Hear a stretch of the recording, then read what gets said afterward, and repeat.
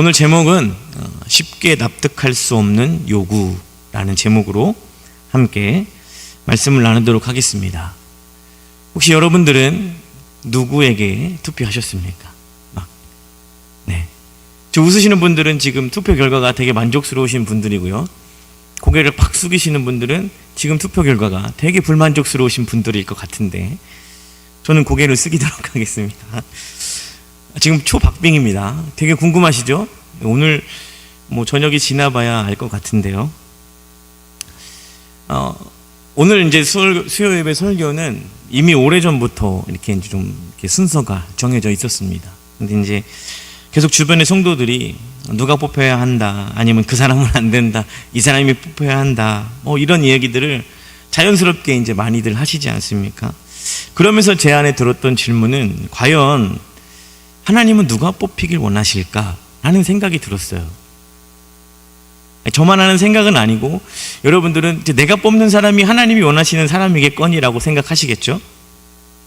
거기서 한 발 더 나아가서 그러면 만약에 내가 원하지 않는 사람이 뽑혔다라면 믿는 우리가 그 권세자들을 대하는 어떤 자세를 갖고 대해야 하는가라는 고민이 들더라는 거죠.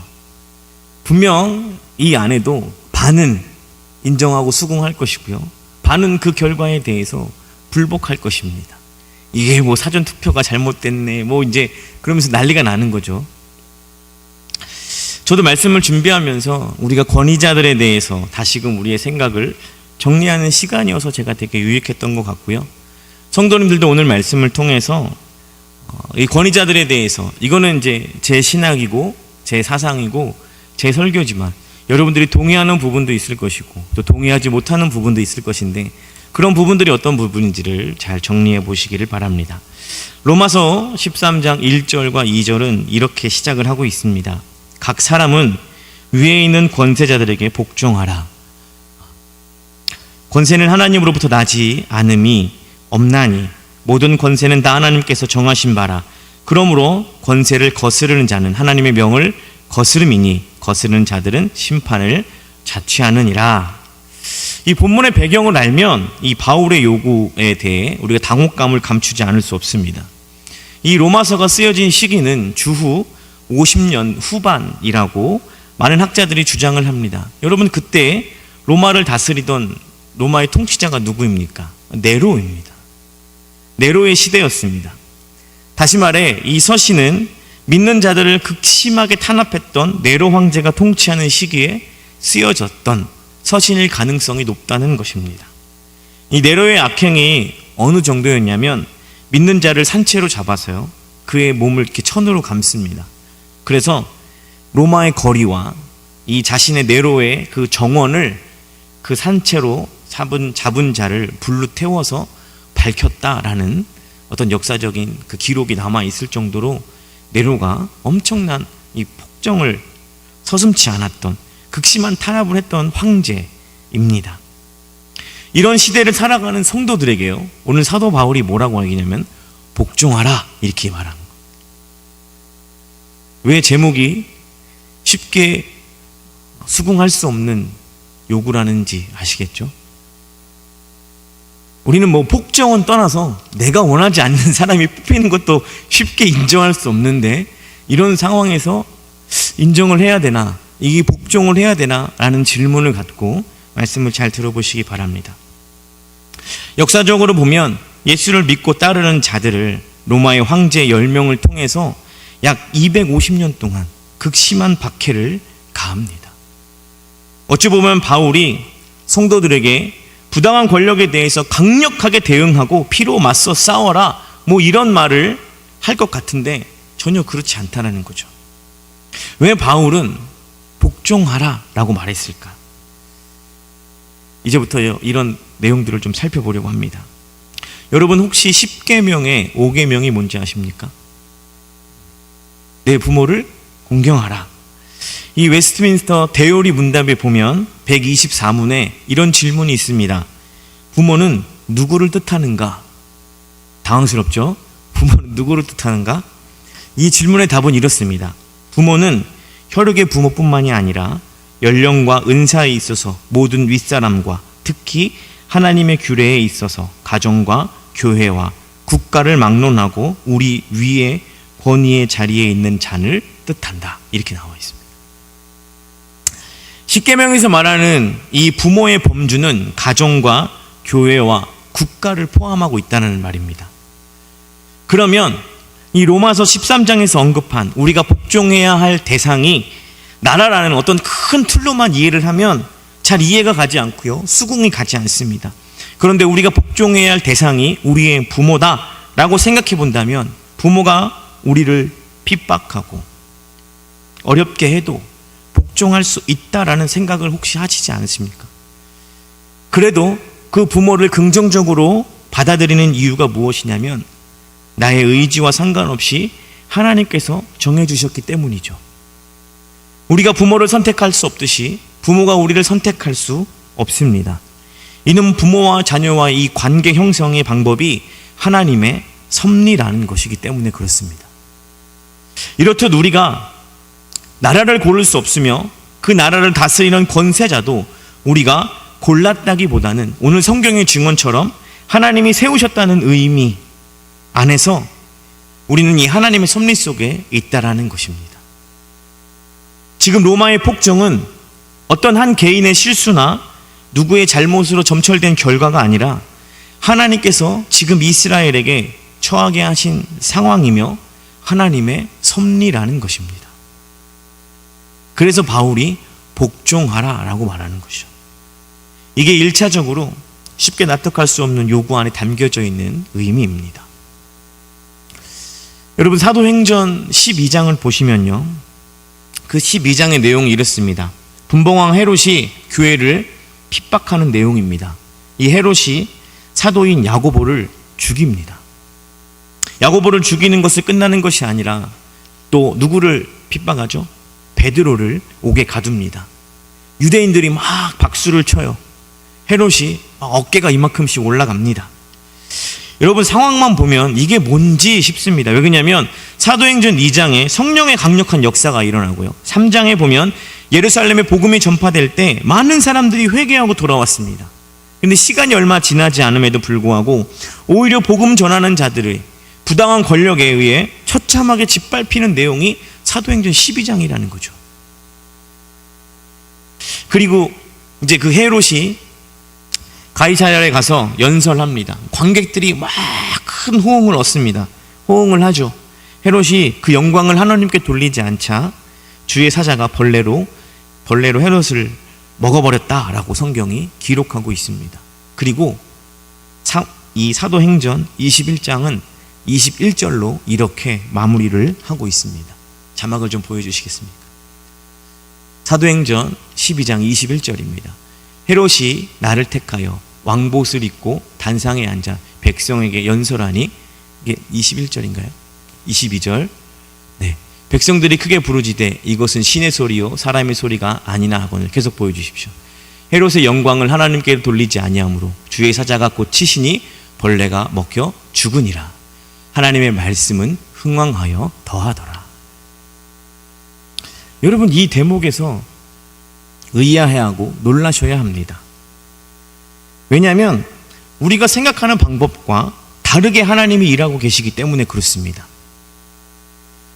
우리는 살아계신 하나님이라면 그리스도인들을 핍박하는 그 세상의 어떤 권력의 힘을 합쳐 그들을 물리치고 우리가 갖고 있는 권력으로 힘을 모아 대항하고 하나님께 밤낮 부르짖어 그들을 보복해달라고 요구하고 하나님 그에 응답하시어 그 모든 것들을 정리하고 그 이후에 말씀이 더욱 흥황할 것이라고 생각했는데 성경은 그렇지 않다는 것입니다.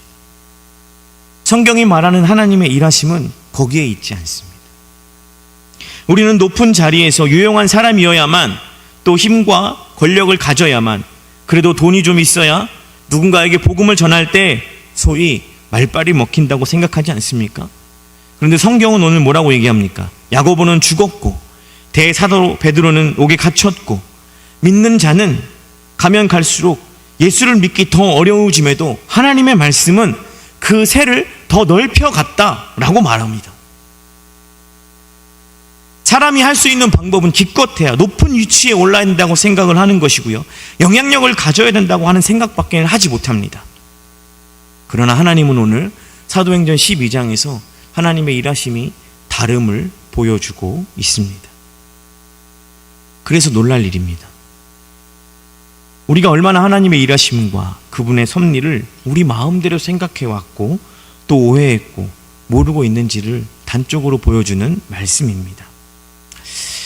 이렇듯 우리가 사는 이 시대, 그리고 그것을 형성하는 사회 구조나 질서, 조직, 이 모든 정황, 즉 우리를 둘러싼 모든 상황들은 그 어떤 것도 우연히 없다는 것입니다. 아멘이십니까? 이 시대의 조건, 환경, 대통령, 권세자, 부모, 가치, 가정, 심지어 코로나까지 그 모든 것이 하나님의 섭리라는 뜻입니다. 여러분, 그릇은요, 이 그릇은 무언가를 담기 위해 존재합니다. 앞서 말씀드렸던 사회 구조, 조직 환경, 권세자, 부모, 이 모든 것들은 바로 이 그릇입니다. 하나님은 이 그릇에다가 예수 그리스도와 그분의 말씀을 담으십니다. 무슨 소리냐 하실 것 같은데요. 공관복음서에 보면 예수 그리스도의 생애를 볼 수 있습니다. 그분이 하나님의 아들이심에도 이 땅에 오셔서 우리와 동일한 어떤 시대, 또 사회, 조직과 질서, 권세자로 인한 핍박, 그 상황을 사셨습니다. 예수님께서 그 시대를 살아가시면서 세상의 권력에 의해 죽임을 당하셨고요, 오해받으셨고 비참해지고 외면당하셨고 배신당하셨습니다. 여러분, 그래서요, 하나님은 그의 삶에서 구원과 부활과 하나님의 영광을 담으셨습니다. 그렇다면 우리에게 주어진 이 시대, 이 사회와 조직, 그리스도를 믿는다는 이유로, 교회를 간다는 이유로 핍박하고 억압하는 이 세상에서 하나님이 우리를 던져 놓으셨습니다. 하나님은 우리의 상황과 환경, 우리의 처한 이 정황 속에서 그 그릇에서 무엇을 담고자 하십니까? 은혜요, 풍성함이요, 거룩을 담고자 하시는 것이죠. 누구처럼? 예수 그리스도처럼, 그분이 담으신 것처럼. 예수님께서 그런 세상에 살아가시면서 받으셨던 수많은 오해와 핍박과 고난과 심지어 그 죽음을 통해 하나님이 무엇을 닮으셨는지를 본다면 지금 우리가 처한 지금 이 상황이 하나님의 섭리라고 여러분들이 인정하고 아멘으로 고백하셨다면 그 안에서도 예수 그리스도가 담으셨던 것과 동일한 것을 우리의 삶 속에서도 담으시지 않겠습니까? 이것은 우리가 예수를 믿으면 복받고 더 잘 살 수 있고 형통할 수 있으며 많은 돈을 벌고 떵떵거리며 사는 정도를 뛰어넘는 겁니다. 그보다 더 가치 있는 겁니다. 하나님은 그것을 우리에게 담고자 하시는 것이죠. 여러분, 그래서 환경이 아무래도 좋은 겁니다. 중국이 공산화가 돼서 많은 믿는 자들을 핍박했습니다. 많은 성경학자들은 어떻게 해석하는지 아십니까? 그들이 이슬람의 동진을 막고 있다, 이렇게 이야기합니다. 중국이 공산화 때문에 이슬람을 받아들이지 않아 그 이슬람의 동진을 중국이 막고 있다고 이야기를 합니다. 이건 좋은 일입니까? 나쁜 일입니까? 믿는 자들을 핍박하는 건 분명 나쁜 일이지만 이슬람의 동진을 막고 있다는 성경학자들의 해석은 또한 어떻게 보면 좋은 일일 수 있습니다.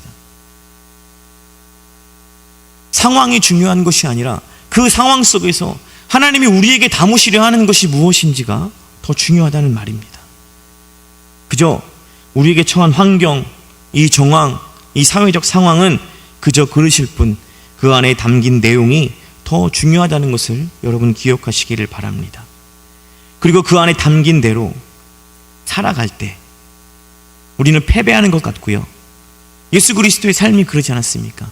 패배하는 것 같고 실패하는 것 같고 하나님의 얼굴에 먹칠하는 것 같은데 하나님은 오히려 그것이 이기는 것이고 복된 것이며 명예로운 것이며 하나님의 영광에 동참하는 것이다. 그리고 그 길을 가는 것이다 라고 말하고 있습니다. 이것이 복종하라 라는 그 의미 안에 담긴 내용입니다. 여러분, 정치는요, 세상은요, 더 나은 세상을 만들려고 하고요, 더 나은 국가를 만들고자 합니다. 그렇죠? 그래서 그들이 하는 건 무엇이죠? 더 우위에 서려고 합니다. 내 가치와 내 생각과 나의 이념을, 그것이 이 사회를 변화시킬 수 있고 이 사회를 더 건강하게 만든다고 하기 때문에 그들이 할 수 있는 건 우위에 서는 것밖에 없습니다. 다시 말해 세상의 관심은요, 상황을 개선하는 데만 관심이 있지 나라는 존재에는 관심이 없습니다. 세상을 더 낫게 만들기 위해 나라는 존재에 대해서 희생을 강요하거나 어떤 톱니바퀴 한 부분이라고 생각합니다. 그래서 쓸모 없어지면 불필요하게 생각하고요, 반대하면 억압하기도 합니다. 또 자신을 증명하기 위해 더 우위에 서서 자신의 가치를 이루기 위해 폭력으로 전쟁을 벌이기도 합니다. 보복하고 분노하며 비난을 서슴지 않습니다. 지금 대선을 보면 알지 않습니까? 얼마나 상대방을 비난합니까? 저래야 하나? 라는 생각이 들 정도로 비난하지 않습니까? 왜 그러죠? 내가 만들려고 하는 세상이 그가 만들려고 하는 세상보다 더 좋기 때문입니다. 그들의 목적은 우리에게 관심 있는 것이 아니라 더 좋은 세상을 만들기 위해 더 높은 위치에 거하려는 그들의 욕심 때문입니다. 우리를 없이하고 우리를 억압하고 폭력으로 전쟁을 벌이기도 하고 비난을 서슴지도 않는 이게 세상입니다. 여기에는 진리나 생명, 은혜나 풍성함이나 또는 넉넉함이나 거룩함은 없습니다. 그렇지 않나요? 교회사 2000년 동안 교회는 세상으로부터 수없이 많은 핍박을 받아왔습니다. 교회와 말씀을 없애려는 수없이 많은 도전 속에 있었습니다. 그러나 그 모든 시도들은 전부 무의로 돌아갔습니다. 우리가 잘해서 그런 것이 아니라요, 하나님이 나라는 이 한 사람을 더욱 중요하게 여기시고 나가 주님의 온전하시고 장성하신 분량에 자라나는 것이 하나님의 더 큰 관심이며 목적이고 뜻이기 때문에 나라는 존재가 환경에 영향은 받을 수 있지만, 교회도 마찬가지로 우리가 환경에 영향은 받을 수 있지만 그러나 지배는 받지 않습니다. 이 말을 잘 이해하시기 바랍니다. 영향은 받을 수 있으나 지배는 받지 않습니다. 우리는 하나님의 통치하심 아래에 있습니다. 여러분, 기독교 역사가 여기까지 오기까지, 지금 여러분들이 하나님을 믿기까지 얼마나 많은 우여곡절과 얼마나 많은 어려움이 있었습니까? 하나님의 말씀이 사라질 것 같은 시대도 있었습니다. 그 시대 속에서 이 명맥을 유지해온 건 우리의 열심이나 우리의 잘함이 아닙니다. 네. 하나님이 다스리시고 통치하시기 때문에 그렇다는 거죠. 어떤 도전과 시련에도 교회가 사라지지 않고 더욱 흥왕해져 가더라. 하나님의 일하심을 믿는다면 환경은 누가 대통령이 된다 한들 그리 중요한 일이 아닐 것입니다. 아멘이십니까? 그리고 집에 가셔서 결과를 보고 화내시는 거 아니죠?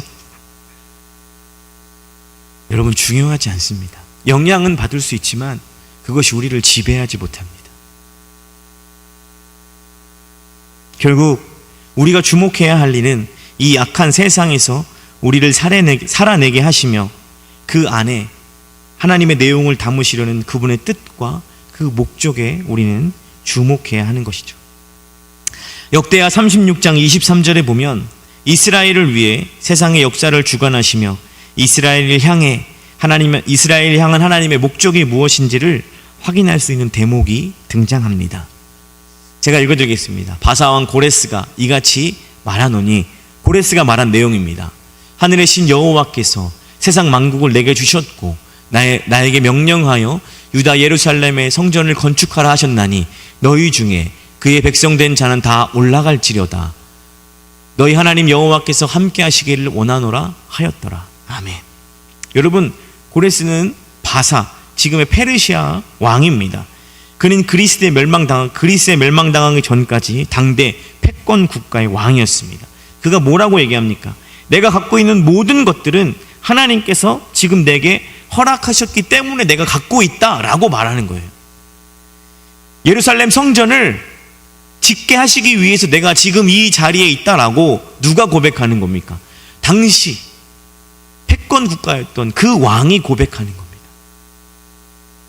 하나님께서 유다를 바벨론의 손에 멸망시키는 것 또한 자신의 백성들을 귀히 여기시기에 그 환경, 즉 세상의 역사를 도구로 사용하신 것입니다. 지금까지 흘러온 인류의 모든 역사조차 하나님께서 자신들의 자녀를 더욱더 자신들의 자녀답게 하시기 위한 목적과 뜻을 이루기 위한 도구요, 통로였다는 사실입니다. 그러면 오늘 이스라엘도 이 로마의 엄청난 핍박 속에 있을지라도 그 상황을 하나님이 허락하신 것을 안다면, 자녀를 더욱더 자녀답게 하시게 하시려는 하나님의 마음을 안다면 바울은 복종하라, 이렇게 말하는 겁니다. 히브리서 12장 7절과 8절을 보시면 이스라엘을 로마로부터 고통스럽게 하시는 하나님의 마음을 이해할 수 있습니다. 너희가 참음은 징계를 받기 위함이라. 하나님이 아들과 같이 너희를 대우하시나니 어찌 아버지가 징계하지 않는 아들이 있으리요. 징계는 다 받는 것이거늘 너희에게 없으면 사생자요 친아들이 아니니라. 징계는 아들이 잘못해서 받는 것이기도 하지만 아들을 아들답게 만들기 위해 주시는 고통과 고난도 포함되어 있는 것임을 여러분 이해하셔야 합니다.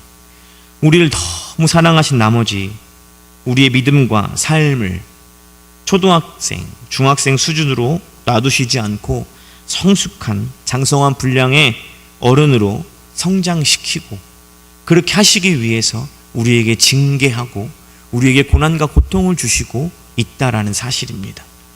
우리라는 존재를 얼마나 사랑하시는지를 알 때 이해되어지는 내용입니다.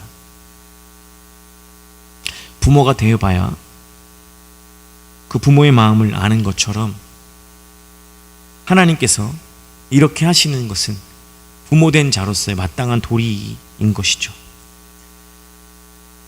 이런 복종을 바울은 마음으로만 하지 말고 실제적인 행함으로 나타내라 라고 말하고 있습니다. 7절을 같이 한번 읽어볼까요? 로마서 13장 7절 말씀입니다. 같이 읽겠습니다. 시작. 모든 자에게 줄 것을 주되 조세를 받을 자에게 조세를 바치고 관세를 바치는 자에게 관세를 바치고 두려워할 자를 두려워하며 존경할 자를 존경하라. 오늘 왜 제목이 쉽게 납득할 수 없는 요구인지 아시겠습니까? 그러면 여러분들 마음속에 이런 질문이 생길 겁니다. 그러면 부당한 권력을 쥔 자들에게 복종하며 그들의 폭력과 억압에 맞서 싸우지도 말라는 이야기인가? 순응하며 조용히 입 닫고 살라는 말인가? 라는 질문이 생길 수 있습니다. 매우 어려운 문제입니다. 오늘은 거기까지 나갈 수는 없을 것 같고요. 여러분, 바울이 왜 이런 요구를 했을까요? 로마 황제의 폭정이 부당하다고 생각하지 않은 건 아닐 겁니다. 그는 분명 이 로마 황제의 폭정이 부당하다고 생각했을 거예요. 그럼에도 불구하고 왜 백성들에게 이것이 하나님의 섭리이기 때문에 그냥 너는 인정하라, 그거만일까요? 그 정도만일까요?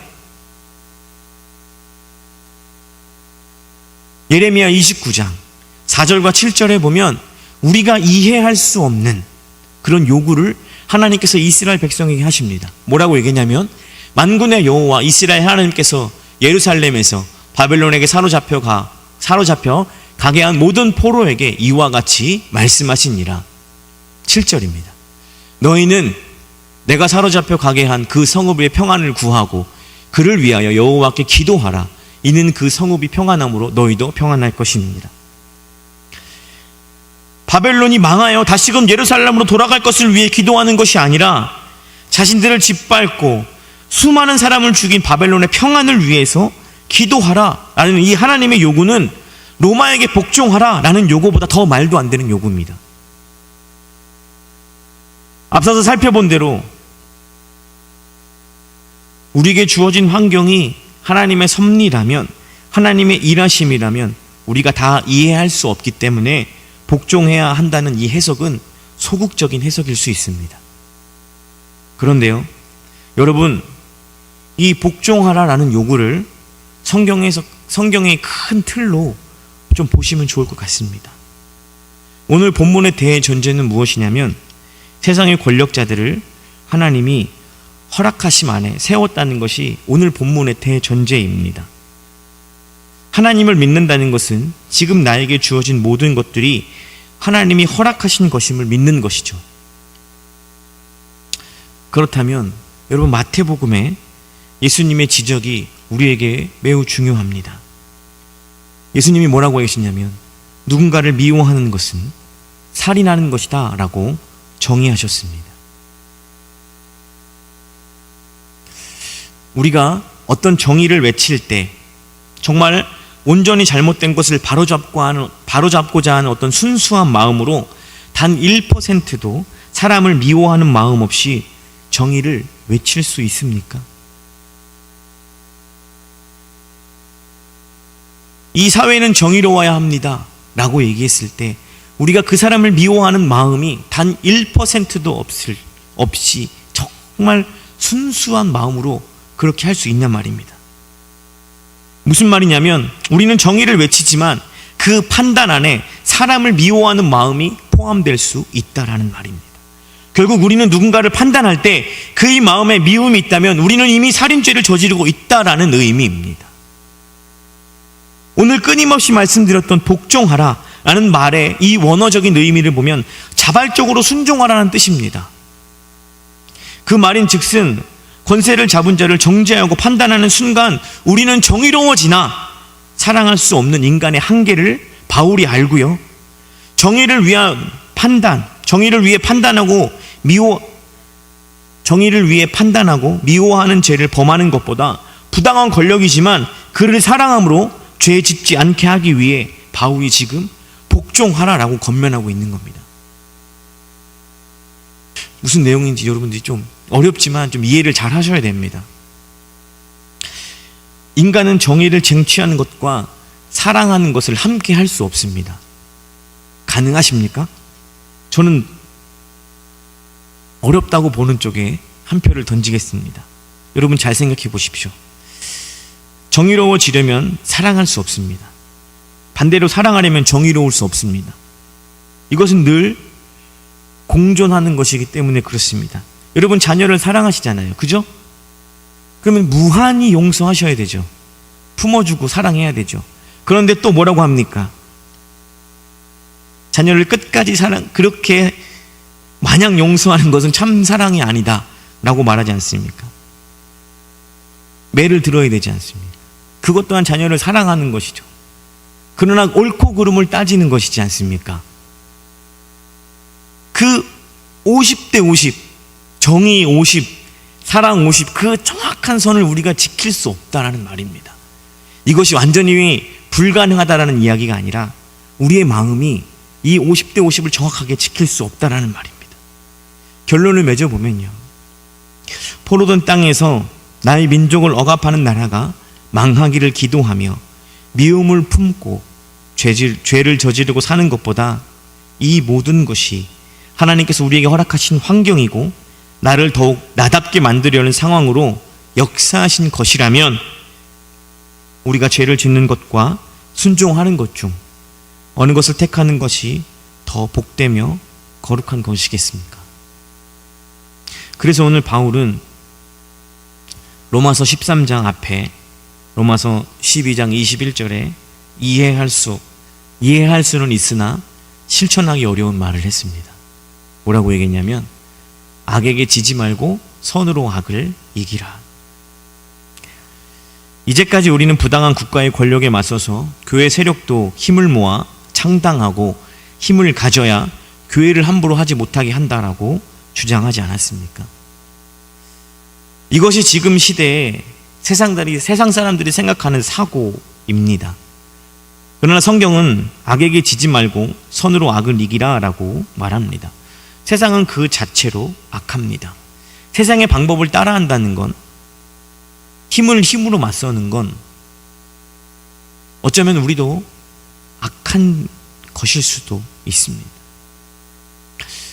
요즘 드라마가 대부분 그런 형식인데요. 여러분 혹시 빈센조라는 드라마를 보셨습니까?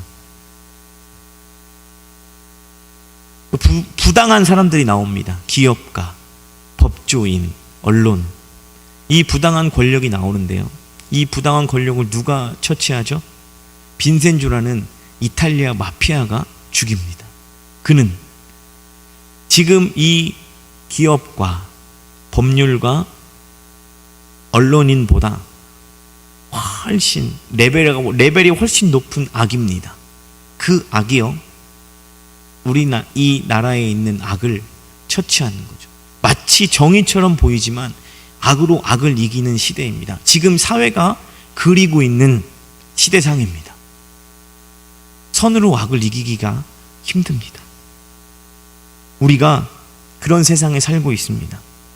빛이 세상에 왔으나 빛을 세상이 알아보지 못했고요, 핍박하여 죽여버린 세상에 우리가 살고 있다는 사실입니다.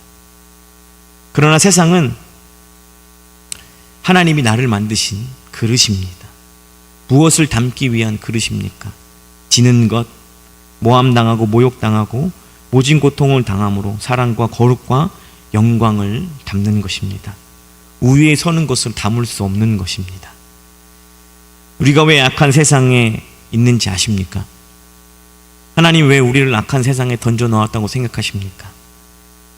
하나님께서 우리에게 예수가 담으셨던 것을 담아내게 하시기 위해서 우리를 지금 그 자리에 두고 계신 것입니다.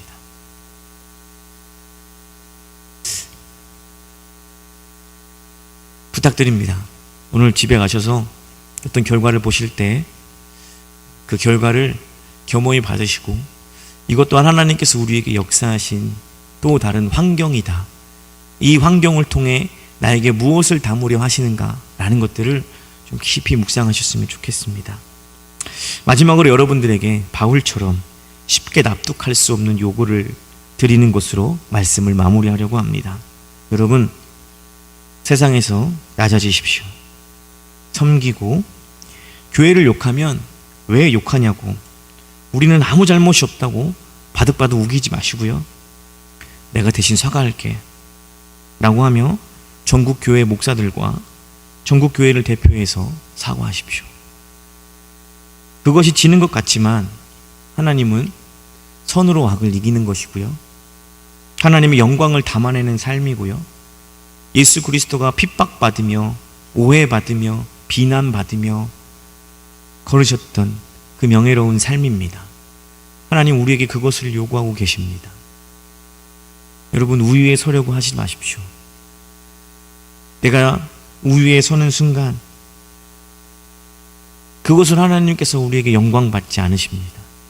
만약에 여러분 하나님께서 그것을 영광 받으셨다라고 한다면 예수 그리스도는 로마를 정복하고 세계 평화와 통일을 이루셨어야죠. 왜요? 우위에 서야 하니까. 예수님은 죽으셨습니다. 하나님의 영광을 드러내는 것이 반드시 우위에 서는 것이 아님을 기억하시고, 내일 내가 원하는 대통령이 뽑히지 않는다고 비관하고 욕하지 마시고, 그분에게 그 대통령, 당선된 대통령에게 투표하신 분에게 축하해 주시고, 지켜볼 거야 이런 말 하지 마시고 넉넉하시고 그를 위해 박수 쳐주시기 바랍니다. 넉넉한 그리스도인이 되십시오. 그 환경이 우리에게 어떤 환경이든 상관없습니다. 하나님은 그것으로 일하십니다. 그것이 하나님의 뜻이고 목적이고 나를 향한 하나님의 일하심입니다. 기도하겠습니다.